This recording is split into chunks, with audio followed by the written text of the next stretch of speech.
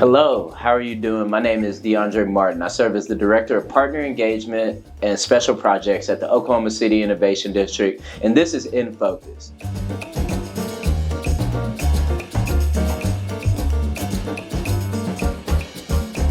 Today, I'm joined by one of my very good friends, Mr. J.D. Baker.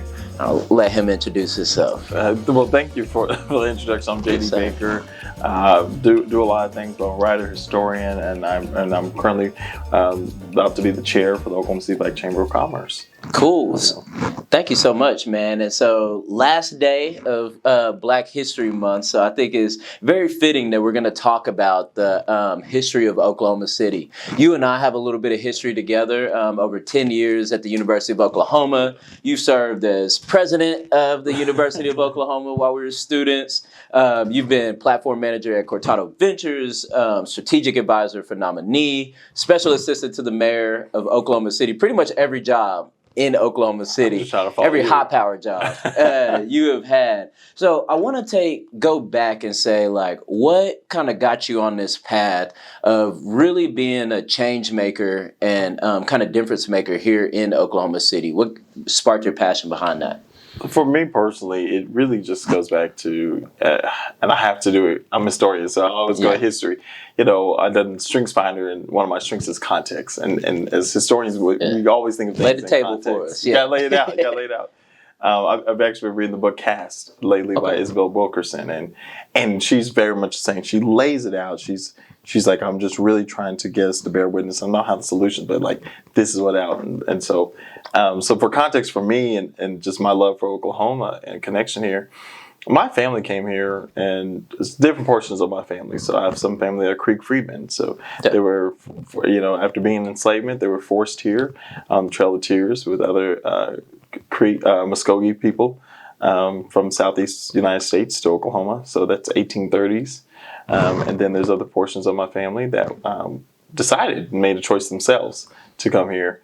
On my father's side from Tennessee, quite a bit of family from Tennessee, and some from Texas as well. But specifically, the people I really want to talk about is Martin and Fannie Young. They were both enslaved, and they married while they were enslaved. But then she got sold to another owner. And then in 1866, they became free, and they remarried as citizens. Just days before the 1866 Civil Rights Act, the first Civil Rights Act was passed. But they married as citizens, and then later, about 30 years later, they moved to Oklahoma in 1889 during the land run. And one of their daughters married and met my great-grandfather, William Soldier, the first Black couple married in the county, January 1891. And they built their family and their homes here and everything. And we still have, my family's buried in different parts of this community. But what's really significant is Calvary Baptist Church was the church that they helped build. So my three-time great-grandfather was their first deacon, or not first deacon, one of the first deacons and church treasurer. And my two-time great-grandfather was the church clerk. And one thing about my three-time great-grandfather, he couldn't read or write, but he was the treasurer, so he could count. Yeah. But those are the people I come from, and when they first started with Second Street Baptist Church, Second and Hudson, and then later moved to Second and Walnut. So for me, it's Oklahoma City. My family's been here 6-7 generations now. Yeah. I mean, that's to me. There's to my knowledge, I know there's 2 generations that have been born, but under me, and it's amazing that even for both sides of my family, I've gotten to meet my grandmother's great-great-grandchildren, and I'm only 29 years old. So the fact that I could see another 2 generations in my lifetime really gets me excited. But Oklahoma has such a rich history, especially rich Black history. This has been unfortunately, and it's strange to say this word, I'm going to say land of opportunity. It wasn't a land of opportunity. This is indigenous land. That let's get that first and foremost. It's indigenous land, but in both tragic and beautiful ways, it's been a land of opportunity for Black people and indigenous people in this in Oklahoma. And we have taken the best out of what we've been handed, what we've been forced, to make it beautiful out of it. And even today, a lot of us still strive to get what we deserve, whether it's indigenous people, or black indigenous people like myself, to get what we deserve. And we're really still fighting for that. So I think that's one reason I'm passionate still about the things I work on, is to make sure that we get what is, rightfully ours, not because, at a greed or like, well, it's ours, but no, it's like we too, as Langston Hughes said, we too are America, we too are Oklahoma, and we wanted folks to never forget that, there would be no Oklahoma without the indigenous people, without the black people of this what was a territory and now this state. Yeah, definitely. Thank you so much for giving us that background on the history. And so I know going back to your family and to see where you are today, it's that you've been in venture capital, you've been in marketing, you've been in city government, nonprofits. Like, what is the impetus for you to put your hands in so many different pots? What does it mean to you to kind of be in kind of all of the kind of moving parts of Oklahoma City and investing that legacy that your ancestors put before you? My mother always says, God gave you gifts, so be sure to open them. And one reason I do appreciate our friendship, I've always looked up to you, whether or not you realize that, since likewise the day we stepped foot on campus together and all the stuff we did. And I look to you often because I'm like, okay, what is DeAndre doing? Okay, am I working at the level he's working? Because I really appreciate how much you do, but where we're similar in kindred spirits is that we take what we've learned and what we know and the vision that we've been given, and we have see for ourselves and our community, and we go at it. Yeah. And the thing is, none of us are, we're all multidimensional individuals. And if you really lean into that, there's a lot of things you can contribute and do to help uplift your community, your family, your city, your state, your nation, even the world. And so how do we do that? How do we discover those opportunities and then take the time to do those things? And so for me, it's been really just doing that and seeing what the opportunities right in front of me. When I first started, serving on boards, it was opportunities that came to me. I serve on the Regional Food Bank of Oklahoma board. I've been on there for almost 5 years now. And, I started when I was 24 years old. That's really young to be on the board of such a very large nonprofit. But it was an opportunity that found me, and I went after it because food hunger, hunger and food insecurity has always been something I've been passionate about since even high school. So for me, that's been a great opportunity. And then months later, I was asked to come on the board for the Oklahoma City Black Chamber of Commerce and really invest in entrepreneurship. And I see entrepreneurship really as a key vehicle for economic freedom for all people in this country, especially black and brown people and indigenous people. And we really can have that type of economic freedom that turns into political freedom, political power, which is really important for us to have as we continue to see how the world is changing. We are in very interesting times. Let's be real about it. Things are a little shaky and they're a little scary. But I believe economic power can be that pathway to maintaining a democratic and a political power in this country. No, that's a great answer. And for my next question, I want to kind of take a step back because there was one role that I didn't mention that out of all your accolades and stuff, and that is the blog that you run. Oh, yeah. So, I was like, which one?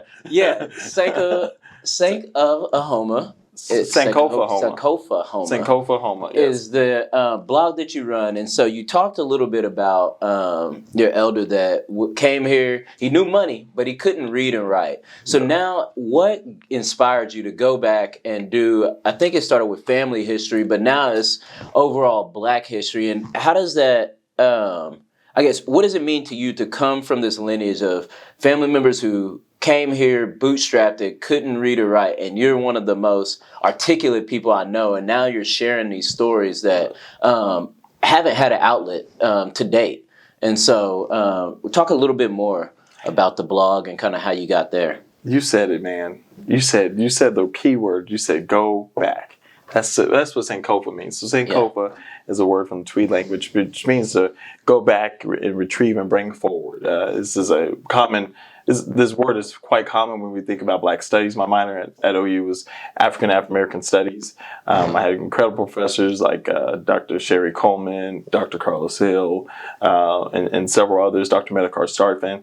And these are things I learned from them. And so with yeah, with Sankofa, that's what it means, and that's a really important word when it comes to understanding who we are. So go back and bring those things forward. So whether it's traditions, culture, language, but when we do that, because you have to think about for us as Black Americans, most of us had our names, our identities, our religions, just fully stripped from us. You know, it was a genocide in a different way. They didn't kill us, but they killed who we were, and we were stripped of our identities and had to build new identities from there. But it doesn't mean we had to be completely disconnected. So that's part of Sankofa.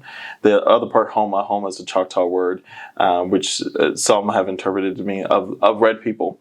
But there's also some interpretations of understanding the Choctaw language that from some of the readings is it means of honorable people. So I put these words together, Sankofahoma meaning to go back and bring forth the stories of honorable people to talk about these stories of Black Oklahomans or Black people who have lived in this the Indian Territory in the state of Oklahoma over that time. I mean, we've been documented almost 200 years in this land, and so to tell those stories, uncover those stories, because a lot of the times those stories have either been forgotten, have been covered up, have not been told well, in a lot of different ways. And so how do we bring back those stories, and why is that important? So to really, not to get too political, but we do understand that some of our stories are being suppressed, hidden, even taken out of our schools and even our libraries. Yeah. And we want to make sure those stories are still told, because when we understand who we are and where we come from, we understand who we are and where we can go. When we think about where our children are and where our education system is, we need to continue to inspire our children. That's why I really appreciate all the work that Innovation District is doing, especially with the STEM and STEAM programs. Is you're utilizing this opportunity to expose our kids to more of what others are doing, and exposing them in their mind of more what they can become. Yeah. One of my dear cousins, Dr. Pamela McCauley, she's a member of the Oklahoma Hall of Fame. But she started as a student here in Oklahoma City, went through Oklahoma City Public Schools, and she had a child as a teenager, went to Emerson Alternative School, but graduated and did really well. She's always been bright. She went to Rose State College with my mother, their first cousins, and then from there she went to OU. She got her bachelor's, her master's, and then her PhD in engineering, the first Black woman to get her PhD in engineering in the state of Oklahoma. Today she's the dean of a school of engineering in Pennsylvania. I mean, this is a phenomenal Black woman that started, as a single mother, a teenage single mother, to go on to do these great things. And it's her story that, stories like hers I want to help inspire. Especially in today's age, these young Black women and girls, you don't let anything hold you back. She had her first book was Winners Don't Quit and Quitters Don't Win. Winners Don't Quit was her first book, and it's that you can do whatever you want to do. You don't let anything stop you, because if you're born a winner. You're born it, and that's why I tell these stories, is that when you understand where you come from, you can understand the type of people you come from. I come from. And I really admire the women. I know we're about to hit Women's History Month, so I definitely have to honor the women in our family, because the men have great stories, but it's the resilience of the women that still inspire me and touch me. On my mother's side, her great-grandmother, who was Creek Freedman, when they were going for their land allotments, she knew to put the land with the home in it and everything to her teenage son, my great-grandfather. Because if she were to die, and to make sure that he had the home was on his land, when you look at the application and where the home was on whose land, but they got 160 acres, which was also unique, especially for Black people in general, especially among all the freedmen of the 5 civilized tribes. But the fact that this is also a woman that could not also read and write. Yeah. On the application, there's an X that says her mark, because she could not read or write. So I'm thinking about my great 2-time, 3-time great-grandparents who could not read or write, but they knew what was best for their families, and they knew what they were doing was to help set up the next generation. My 2-time great-grandfather, he was a graduate of one of the early Black colleges, Roger Williams University in Nashville, Tennessee, which is no longer in existence, but he and other Black college educators came to Oklahoma to set up different schools and education systems. I mean, you've got people like Dr. Emmon Page, who was one of the first Black students at Brown University. And he was the first he was principal at Douglas and as well as Langston University and Lincoln University. I mean, this man was president of 2 HBCUs. And his daughter Zelia Page, bro, who taught Ralph Ellison and others in that time. And these are a generation of incredible people who were one generation removed from slavery. Yeah. One generation. Their parents and grandparents, well, many of them were enslaved, and they are one generation removed. And maybe my 2-time great grandfather was born in 1868. So these are individuals that took the opportunities that was right in front of them. They lived through Reconstruction, which was like a lot of advancements, and then they lived through the backlash of Reconstruction and the institution and the building and the growing of Jim Crow. A time where there was incredible amount of racial violence among Black and Indigenous people between the early 1900s, the 1930s and 40s. I mean, we're seeing, all these different things. And these people said, we will not be removed. We will continue to push forward. We will continue to stand. It's the story of the Black Wall Street in Tulsa and Tulsa Race Massacre and Buck Franklin and his family, him telling the stories, him helping the community, the families of Black Wall Street. He and my 2-time great grandfather were friends. It's Dr. Slaughter in Oklahoma City and Dr. Bridgewater in Tulsa, 2 of the first Black physicians in those 2 communities, working with each other, knowing each other. It's Dula Williams, who owned Dreamland Theater in Tulsa and Black Wall Street, and it's Zelia Page, bro, who owned Aldrich Theater, 2 of the most prominent theaters in both Black communities of Tulsa and Oklahoma City, both being owned, not just ran, owned. These are Black women who own these theaters in the 1910s and 20s and 30s. That's remarkable. I want people to know these stories. Like, we have come from great people. So no matter what the media tells you, no matter what your teacher may tell you, put you down, no matter what nobody tells you, you come from a long line of incredible people, whether it's direct through ancestry or it's through culture. One of my number one influences in my life, Clara Luper. I knew her well as a kid because she taught my grandmother. And grandmother and her were dear friends. We see her all the time. When she was sick in the hospital, we'd go see her. When she was on the radio, we'd go see her. All the time. And one thing is, Miss Luper never missed the opportunity to tell us kids to believe in ourselves and what we were made of and the power that we have. And as a student of Clara Luper, I want to continue to tell those stories for this next generation.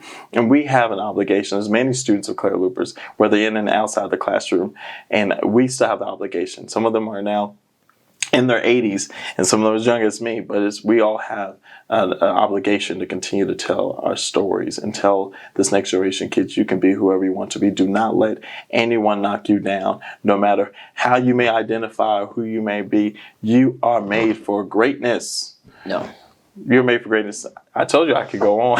Man, we're in church right now, so I definitely don't want to interrupt there. But I do want to, piggyback off of that. So we talked a little bit more about civic engagement, history, and why these people are important. But on the other side of that, you mentioned Reconstruction, the theaters that were owned, Black Wall Street. So you found yourself in venture capital. Yes. As you've studied history over time, studied how people came together to build communities from within, because it wasn't you could go get a bank loan. It's like I had to go to Mr. Slaughter to get a loan, or I had to go to over here. So as we fast forward into the 21st century and we find ourselves in the world of private equity, venture capital, angel investors, like all these buzzwords that we see today that maybe people in our community have no idea what these things mean. Like, what did entrepreneurship mean to you? Kind of, how do you think, like in your roles, you've been able to like provide access? What are some gaps that we have, and like where are we going there? Oh man, you and I have talked about these things in conversations. Where do I start? I think for us, I like to call entrepreneurs dreamers. I mean, they have a dream and they have a vision that oftentimes a lot of folks can't see. That's what leaders are. Leaders are visionaries, and they sometimes they build things that the rest of us can't see, and as they're building it, the vision becomes clear to the rest of us. There are a lot of Black entrepreneurs and minority entrepreneurs. I often think about women and veteran owners as well, because they often have difficulty getting access, especially access to capital, as other groups too. But specifically with minority entrepreneurs, we really, somebody once said, I had lunch with Dr. Carlos Hill the other day, and we were talking, and they said, pick us up by the bootstraps, and I was like, the bootstraps that we did have, the bootstraps that we did have, they were taken, they were stripped to shreds, and they were thrown away, and we've had to find our own bootstraps. Even thinking about, it seems like one generation after another, we're starting back from square one because these things have been stolen and taken away. So when we think about entrepreneurship, it's really, I think we're in a different time. We've seen remarkable investments in entrepreneurship, historical investment entrepreneurship programs in the past 4 years, especially since the COVID-19 pandemic. We saw things through CARES Act and through the American Rescue Plan from both the current and the previous presidential administrations and Congresses that have said, hey, we believe in the entrepreneurs and small business owners are the backbone of this country, and this is how we're going to prove it. Here's the dollars. Here's the money. Yeah. We've seen remarkable investments from the private side. So whether it's through venture capital, whether it's through private corporations, whatever, they say, hey, we're going to take a chance. We're going to invest in you. We're going to help you all in communities scale up. The question is, can we sustain that? Are we sustaining that? We're starting towards the end of sunsetting, the dollars for CARES and ARPA. I mean, those limitations on how cities and communities and the federal government can spend that.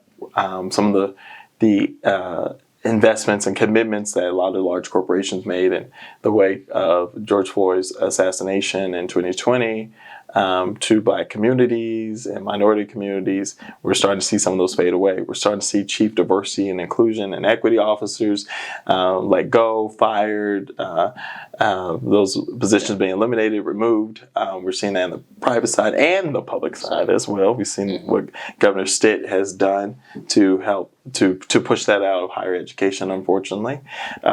So we're seeing those things all across the board. So how do we move forward? That's why I believe economic power is important. So when I think about where we're going, is we have to continue to create new and innovative ideas and uplift each other. There's capital out there. How do we source that together? Concentrate that, invest that wisely. So that's one way. So we can do that through angel investors and doing that together. How do we work with banks? The community banks are incredible, the things that they can do. They're very different than the JP Morgans and the Wells Fargo and the big players. What the community banks can do, they have a lot more flexibility. And even credit unions just trying to get into commercial work. So how do we leverage and build these relationships with them to say, hey, take a chance with Black entrepreneurs. They are made of something, but also on that, not on just the lending side. And this one thing I've learned from venture capital, most venture capitalists do not just invest. They say there's a value add that most startup founders are looking for, and they get investment. So they say, okay, you're going to give me a check, but what else are you going to give me? Are you going to help me with business development? Are you going to give me customers? Are you going to help me grow as a founder and as a leader of the organization? Are you going to give me executive coaching? Are you going to give me, fractional accounting services? What more can you do for me than just a check? A check is very necessary, but most of the check goes into the team and into the product development. I also need help in other areas. Yeah. I can't buy myself customer leads. I can't buy myself those things. I can't buy myself all these things. What else can you do to help? And so seeing that on the private equity side is more than just a check. It's more than just equity. It's really creating value add, because now that they have equity, they say, okay, everything is built on these investors. And the money they've invested is they're looking for an exit. They're looking for a return, and they are guaranteeing the return. They're mitigating the risk, because that's what every investor, I don't care if it's a bank, whatever, it's about mitigation of risk, maximization of reward. They're mitigating risk by doing the value add. So okay, let's look at banks. Let's look at non-dilutive funding, even opportunities. Okay, when you invest in these entrepreneurs, what are you doing to also bring that value add? How are even commercial real estate is like, okay, yeah, now you've leased out this space to this minority entrepreneur, but what else can you do for them? Yeah. I know if you want to make sure they stay current on that lease, they don't lapse on that lease, that they do renew that lease in 3 to 5 years whenever it's up for renewal. What can you do to help the entrepreneur? Yeah. You know, can you promote their business? What can you do? Because that's bringing you a guarantee on your investment. Yeah. So it's really thinking differently about what investment looks like, what risk management and mitigation looks like, and what it really supports. So I really am excited about the time that we're going. But I think as folks like you and me and other entities, the Northeast Oklahoma City Renaissance, the Oklahoma City Black Chamber of Commerce, Innovation District, we have to put our gas on the pedal and put pressure on folks and say, we have to think differently. You can't approach business the way you used to. We're saying that to Black entrepreneurs, but saying that to investors too. You can't approach.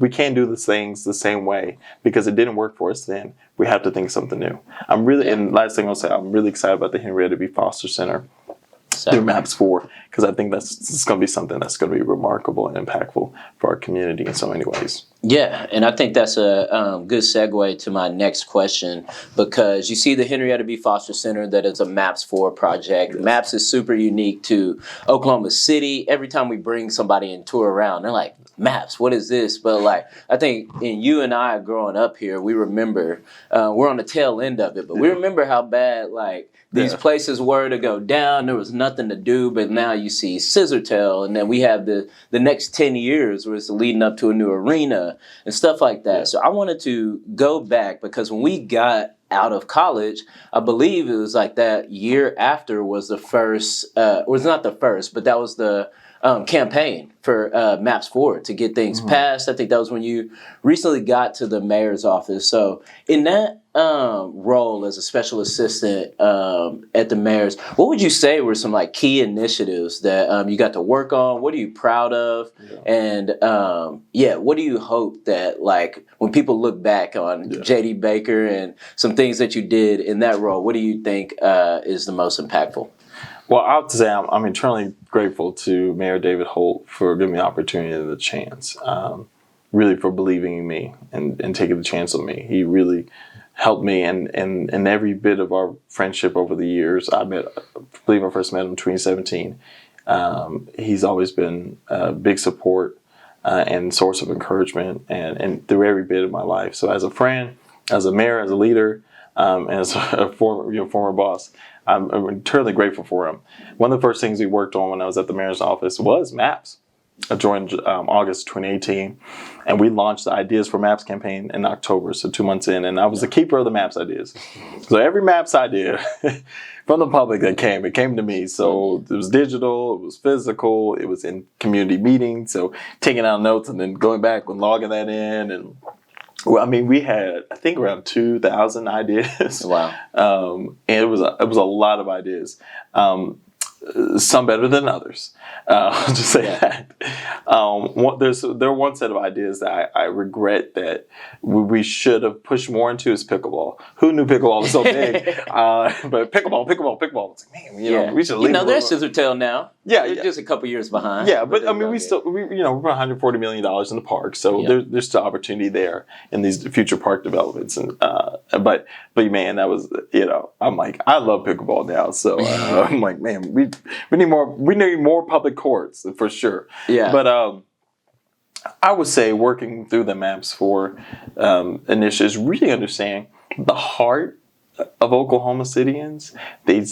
Mayor Holt made that call to say, hey, this is the MAPS for you all, and what do you want? And the community responded to say, this is what we want, this is what we need, this is what we see. And so it's the most comprehensive, the largest MAPS initiative ever in Oklahoma City history, and it's 16 different projects. It's going to hit a lot of different areas, including the Entrepreneurship Center at the Henrietta B. Foster Center for Minority Entrepreneurship. And I think that's really one of those things, once again, the fact that we conceived this idea, knew this in 2019 before everything in 2020 is really important. And I think that, once again, that's the type of investments to support that, and the great partners are going to help bring that to fruition. So going through that, but talking to the community and learning about the community needs all across the city. Also during that time was the implementation of A Better Street, Safer City, the tax initiative from 2017 from Mayor Cornett that put $800 million in sidewalks. bike lanes, streets, all that. And everyone's really feeling it and benefit. Whether you're northwest Oklahoma City, I know Quail Springs, that's kind of the area I grew up. Oh, I remember that road was bumpy. It's now smooth. Same thing with Western up there. Yeah. They just put the bike lanes on Lottie. Yes, and then you look at Northeast Oklahoma City, those bike lanes, and it's the first car-protected bike lanes in the whole entire city is now off Lottie, Northeast Oklahoma City. Then you see in Northwest Oklahoma City, you see the bus rapid transit, you see the new bike lanes on Classen. Then you go down south. I'll never forget we had a meeting far south Oklahoma City, and we're meeting with a community. And they said, one of the guys said, Mayor Hull, Walker needs to be better. We need better streets on Walker. We need better streets on Walker. And I think it was Walker. Was it Western or Walker? I think it was Walker. And we have a map. If you go to OKC.gov, OKC.gov/better safer, you'll see all the projects from that initiative, and it's incredible. So that's still an active site. And I showed the gentleman, I said, actually, the city is, I think it was so many miles. It was from downtown all the way down to like 104th or something, that the city was going to repave all of Walker in South Oklahoma City. I mean, all of Walker. So if you go down Walker Walker south of the downtown, almost every bit of it is paved smooth. And that's just really important. Like those type of things was so important because it really, and that's why I really appreciate the opportunity to work with MAPS and on MAPS 4 and work with Mayor Holt. The thing I'm most proud about is and this really what grew and inspired my lot of love for the entrepreneurship was also just the pandemic, understanding like my parents are small business owners and I've had other small business owners in my family, understand how difficult and it was for a lot of businesses across the nation. And we unfortunately have seen the closure of multiple businesses over the years. We're also seeing a lot of new ones open up. One thing is the Kiva program. And so we got to work with the National League of Cities, the Greater Oklahoma City Chamber of Commerce, where Evan Fay was there, as well as Progress OKC when Mariana Adams was there. And we built the Kiva program to help provide these small, I call them crowd micro lending, loans to interest free to small business owners up to $15,000. And not only that, but it was matched dollar for dollar from the Economic Development Trust of Oklahoma City. Nice. So seeing that kind of stuff was amazing. We'll be able to work on that and help build that program up. But it really exposed that as much as their need, it exposed how many needs there are. Yeah. And so how are we looking forward to doing this and differently and changing that and continue these type of investments? Man, I tell you, there are a lot of folks that want to continue to invest in entrepreneurs and small business owners, especially minority ones. But the thing is, how do they do it ethically? How do they do it appropriately? Meeting these entrepreneurs where they're at. Exactly. A lot of times it's like, okay, yeah, we want to invest in you. Come to us. Yeah. No, let's go to them. That's what it's about. Like, let's go to them. What are your needs? How can we meet you where you at? How can we hold your hand enough for you to get the right investment? Definitely, Van. Well, I'm going to wrap up my questioning here with a couple last questions. Good. So as you move forward, give us some insights into some next stories that you have, kind of what are you working on right now to roll out? And then on the other side of that, somebody who's super interested in history, storytelling, and mediums, what kind of advice do you have for people wanting to do this work? I would say, so I'm going to continue to work on the blog. I'm a very careful writer. One of my favorite writers is Isabel Wilkerson, who wrote the book Cast, and I feel kindred spirits with her because she's only written 2 books, and she's Pulitzer Prize winning book, first Black woman to win a Pulitzer Prize for journalism. And she wrote her first book, 2010, her second book in 2020, which Oprah's Book Club. They just released a movie, Ava DuVernay directed, about her writing the book Cast. It's called Origin, incredible film. But she's a very careful writer, and I am the same. So I wrote, second last one was in February 2023, and then last one I wrote was February 2024. So it took me 12 months. Yep. In that time, there's been a lot of reading and research. My next blog will probably be, and I've been talking about it for months. It's hard to talk about some of these things, but the working title currently is License to Kill.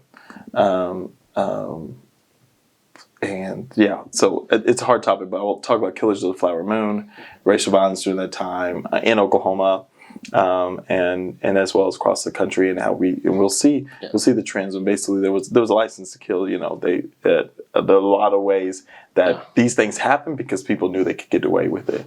It hadn't been for the FBI stepping in into the Osage County and Osage Nation to say, hey, something's fishy here. Something's fishy here. There might be a lot more dead Osage people, but there's still too far remaining. One was too far remaining, and so, but even the connection there to Tulsa Race Massacre. So, with that being said, that's the next thing I'm writing on. I think the thing is just understand, find the stories, talk to your elders. I think that's the number one thing. We have a lot of folks that are heading out the door to the other side of life. And so capture their stories, listen to them, write them down, have them document them, have them share family documents that have been passed on or community documents. Go through these things, preserve them, take care of them, and read through them and understand them, digest them, ask those questions. I have elders, and one of my uncles is 94 years old. He and I talk pretty regularly. Our last surviving enslaved ancestor, he knew. So, so the thing is just continue those stories. But also, I have a great relationship with Dr. George Henderson. And I've been at his house, literally at his feet, and he's telling me these stories. But even, there's so many folks that have these stories, and you never know what they can uncover. So just ask the questions, tell the stories, document the stories. So that's for me, that's my tips, is just ask the right questions, and always don't be afraid to ask why. And everything, I think that's one of the keys of life. You unlock so many more things when we start asking the question, why? I love that. So can I ask you a few questions? I guess so. I don't know what we're about to get into. All right. No, I'm just kidding. Yeah. Well, like I said, I have a lot of admiration of you and everything. So as someone who has been deeply involved in various aspects of Oklahoma City's development, including Northeast Oklahoma City Placekeepers, The Verge, the Innovation District, and as the CEO of your own company, Monster Investment Group. So once again, you thought I did a lot, you do a lot. But could you provide insights to the historical evolution of real estate in our own city and its impact on our city skyline? Yeah, man, I think a lot of the things that you talked about are some things that I kind of emulate. I've been doing my own kind of history traced throughout my family. And so I guess I'm second generation Oklahoman. So my grandmother came here. She was from Chicago. My grandfather was from Detroit. They came here in 89 when the Western Union plant, the AT&T that's now sits right behind and they must be children of the Great Migration. Yeah. I bet they are. Your grandmother. No, they were, because my grandmother... Chicago and Detroit, Yeah, my grandmother, she was from originally Big Stone Gap, Virginia. And then, so I'm a history buff, too. Yes. I don't write about it, but I love to see kind of times and things. But so her dad was a coal miner. And then they went from Virginia to Chicago. I don't know as much about my grandfather because he was actually adopted. Mm-hmm. And so I haven't got to trace that down yet. But they came here, had my parents, and everything like that. And so I was born and raised here, grew up off 22nd and Martin Luther King. Mm-hmm. But then for a little bit, for like a year and a half, I stayed off of 5th and Lottie. And so if you know the Innovation District's boundaries, Lottie is our further eastern boundary. And when we were staying over there, it was not the Innovation District. You saw Paige Woodson that was just the school. Mm-hmm. And I remember growing up, they say, yeah, that school's haunted. So we were like, all right, I'm going to go test this out. So we were running around with flashlights, doing a lot of stuff we shouldn't have over there. But as kind of time went on, I went to college, and I actually had this experience. So I had an internship in college for Venture for America. Yeah. That was run by Andrew Yang. And so the summer after I graduated, went out there, and it's pretty much Teach for America for entrepreneurs. Yeah. And I was like, this is so cool. Like everybody's fired up and stuff like that. Like how could I go be a entrepreneur? So I went back to OU the year after I graduated to be a graduate tutor. And with that, we got to teach a class. And so it was, my class was entrepreneurial leadership. I had been reading a lot. So I was like, let me put together something, and really saw, as you said, like a lot of entrepreneurs are the dreamers and the implementers and things like that. But I think the leadership characteristics of that are what you get to see in any sector, whether you're mayor, you're working in nonprofit, stuff like that. So I wanted to take those leadership aspects and kind of pass those on to people who were coming to my class, whether they got something out of it or not, I don't know. I'm sure they did. It was cool coming after that. And then I spent the year doing that. And then when I left OU, I landed at Gardner Tannenbaum. And as we know, he's the largest locally owned developer in the city. And at the time, I didn't know what real estate development was. Like I knew construction, but I didn't know the two were different and stuff. And so he has multiple towers downtown. He has like Boeing's headquarters and stuff. And so I'm seeing like all these transactions happening. And then it's funny because you were at, you just started at the mayor's office, and I was at Gardner Tannenbaum. So you were at City Hall, I was in Leadership Square, but Tannenbaum owned the Park Harvey at the time, and that was the MAPS headquarters. The campaign. The MAPS campaign headquarters. So I got to see you and like you and David like running back and forth and stuff like that. So I'm like, what is this MAPS thing and stuff? And so fast forward, MAPS passes. You got like a year of kind of like implementation and stuff like that. So you don't really hear as much. And so I spent 2 years at Gardner Tannenbaum and then left. So during that time, there's two things that kind of happened. One, you and I, as we said, we go back to freshman year of college, both super involved at OU. And, you know, I always tell people, it's like when you go to college, like everybody wants you to join your organization. You walk down the South Oval and they're handing you pamphlets and like, come with us, da-da-da-da-da. But like when you're an adult, especially an adult with like careers that we had, like a lot of the people are older than you with families. You're like, one, where are the people my age? And then two are like, how do you get embedded in the community? Like, where are the places where you can find your passions and have an impact? And I used to read the paper before work every morning. And so I was sitting down there at a coffee shop and reading the paper, and it said one OKC. They had like a full page ad in the Oklahoma Gazette. And I was like, what is this? Like, Northeast Oklahoma City? Like, I grew up here. Like, I hadn't been back since college. Like, I went to college at OU. I kind of just stayed out there, did my thing. And now I moved back to the city. I'm like, man, I need to go plug back in. So went over there.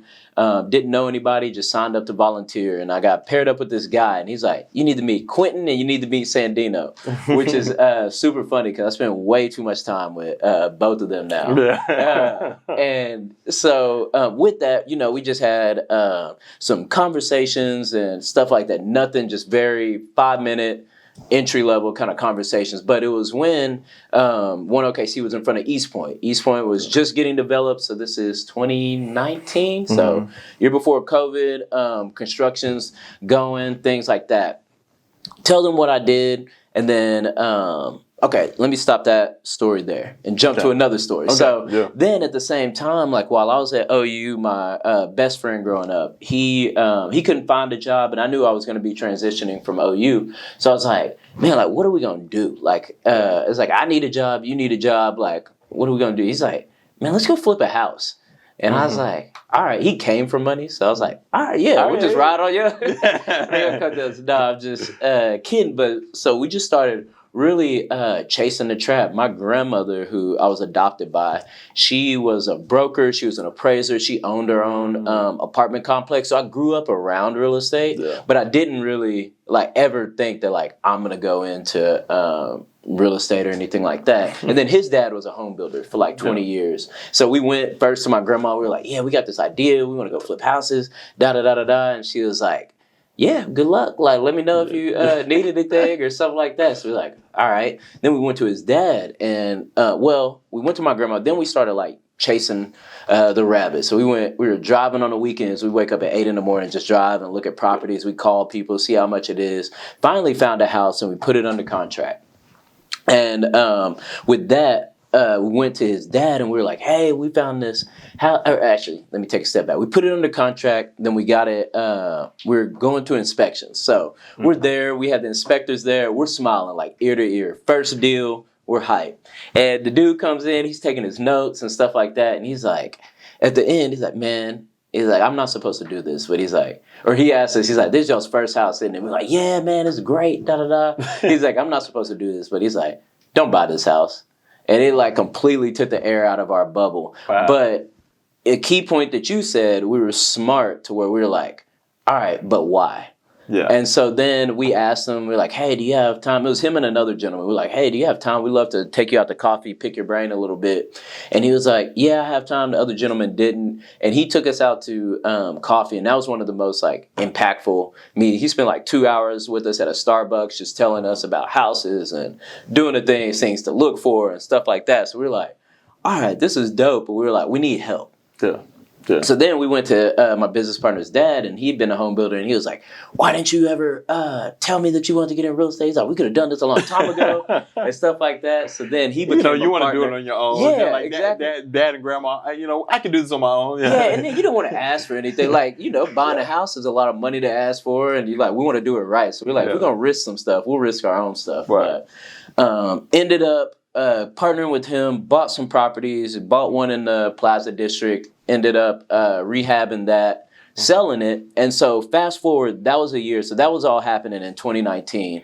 So did that house, fast forward to that was 2018. And then fast forward to 2019, I get a call or it wasn't a call. We put our house up on the market, and I get a DM from Q, who I met with Northeast Real. So I'm like, yo, I was like, yeah, we about to sell this house, da da da. He's like, come meet me at my bar, da da da. So went back over there, and you saw East Point is now developed. So Kindred had opened. We met at his bar. You get to see all the businesses there and stuff like that. So we're sitting down, and he's like, I want to create this real estate development training program for community members. Yeah. So like at that time, I started as an executive assistant at Gardner Tannenbaum, moved into the training and development coordinator, where I created training programs for our staff.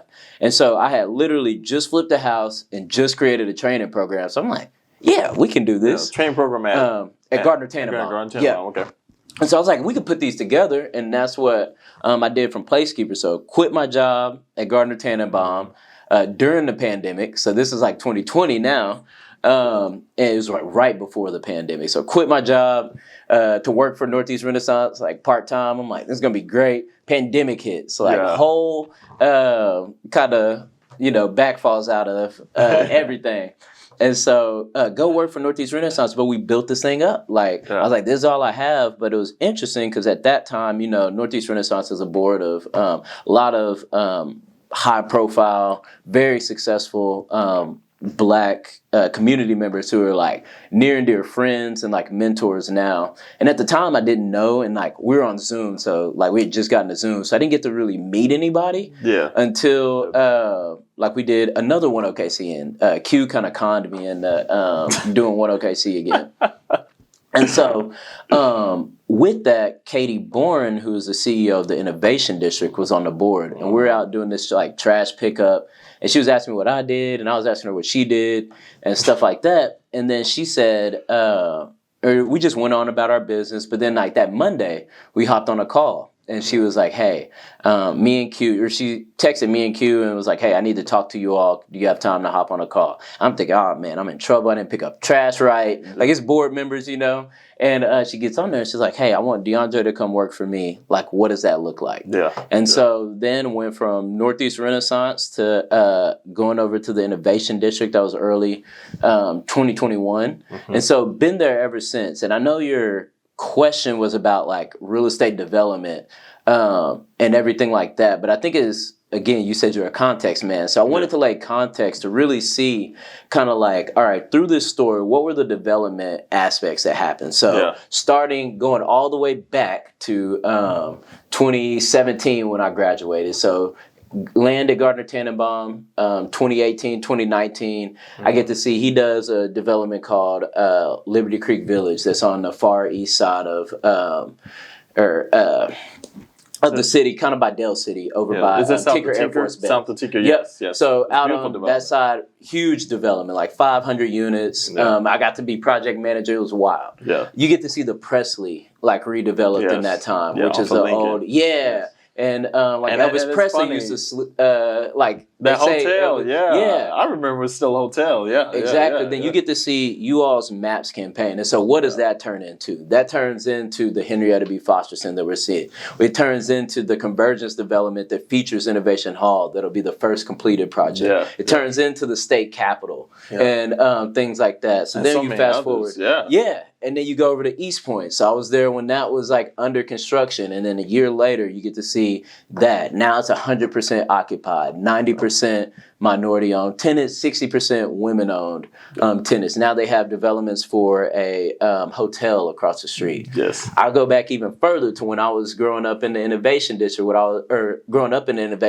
was running around Page Woodson. This haunted school gets to provide hundreds of units for low and moderate income families. And then you get to see all the market rate apartments around it that serve the OU Health Sciences Center, and more people that want to live downtown get to see the density. They shrunk 4th Street. And you see the south of 8th development in that plan with Oklahoma City Urban Renewal Authority. And so I lay the context to say, and I think this is where you were getting at with entrepreneurship, is that like there's so many things that like go into the civic engagement part that affects the built environment, that affects entrepreneurship and stuff. It takes the government. It takes these venture capitalists, private equity, but it also takes like us community members getting out and doing the free work, doing the ugly work, the dirty work. Because it's like, because we were holding one OKC, we moved it to Washington Park because we knew of what was happening at the Innovation District. Now you get to see that's one of the largest park investments that's going to happen out of MAPS 4. I mean, Booker T. Washington Park and that's one of those historic parks. That in the community, when there was places where there was parks we couldn't go to, you know, and and even you talking about Convergence, I believe that was the first park. Style Circle is the first park in Oklahoma City. So there's a full history here, and so with your work with seeing this development, being a part of this development, and leading this development, I know a lot of this is featured around your work is featured around Northeast Oklahoma City and the Innovation District. And so tell us a little bit more about the next generation. So it's more than just, you talked about the built environment, so it's more than just the building themselves, but given your involvement with the education initiatives like Innovation Academy and your understanding of Northeast Oklahoma City's history, can you share some insights about the historical context of education in this area and why programs like the Innovation Academy are reshaping learning experiences for residents in the community? I think I'm super privileged in one, just the life that I've been able to live, but then two is just like the work that I get to do today. So going back, laying some more context for you. So again, I said I was raised on the east side. I was adopted by my grandmother, but she would wake me up from 2nd grade to 7th grade till she adopted me. I'd have to wake up at 5:30 in the morning. She drove me to Moore to go to school. Never thought anything of it. I loved my friends. I never had problems. I did all my sports out there. So I would literally wake up at 5:30 in the morning, not come home till like 6:30, 7 at night, go to sleep, do it all over again. And so with that, like I just went up, kind of did the thing. 7th grade, she adopted me. We moved to South OKC and then kind of finish out there. But then it was funny when Katie approached me to come to the Innovation District. She's like, I want you to work on STEM education and workforce development. I literally had no idea what that even meant. I didn't know what STEM was. I was like, I don't want to be a teacher. I got my degree in human relations because they said I didn't have to take science and math. Oh my goodness. And Dr. so, Henderson is shaking his head. Exactly. Right now. Dr. Henderson, I'm sorry. But it actually ended up being perfect. But I went to my grandmother after she said that, and I was like, why did you take me to Moore to go to school instead of going to school in the neighborhood and stuff like that? And she said, I felt that the educational opportunities out there were better for you than what they had over here at the time. And I was just like, it hit me like a ton of bricks. I was like, yeah, she was able, she had means, like we didn't have means, but she had means. And she was able to, like, she was retired, she had the car, she could drive, come get me, drop me off, like do the whole thing, take me to my activities and stuff like that. But I was thinking about like all those kids that were living like neighbors to me that I never got to talk to, or all these, my cousins, brothers, siblings who had to stay with their parents, and they didn't get that same opportunity to get the level of education I had. And I was like, but what would my education have been like if I would have stayed, if I would have got to have teachers that looked like me, would have got to interact with my neighbors and been running around the streets and having fun, not getting into mischief, but like, you know, being a part, being like embedded in the community. Yeah, being a kid of the community. Yeah, seriously. And so I was like, that opportunity should be available no matter where you live at. So I was like, yeah, I'm taking this job. And so what we did was create Innovation Academy. It started off, we were going to do a couple high school programs, and then you start talking to people and they're like, no, you need to do middle school programs. And then we start doing that and they're like, no, you got to start way earlier, you need to do elementary school. So we said, all right, hold up, let's just start, like, what if we have a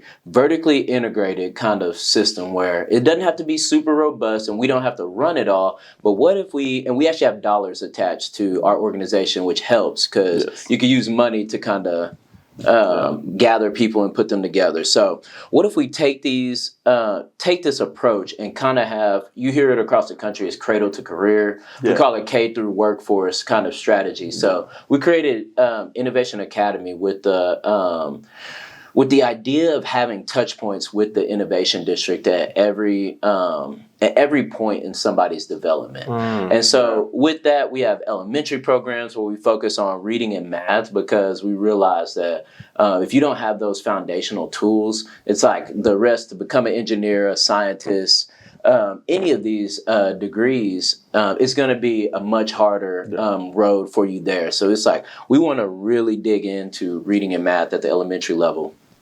Middle school, we do a huge event called Innovation Week, where we bring over 1,000 students to have hands-on interactive activities. So I call it a science fair and a career fair smashed together, because it's not like these companies are coming to talk to you.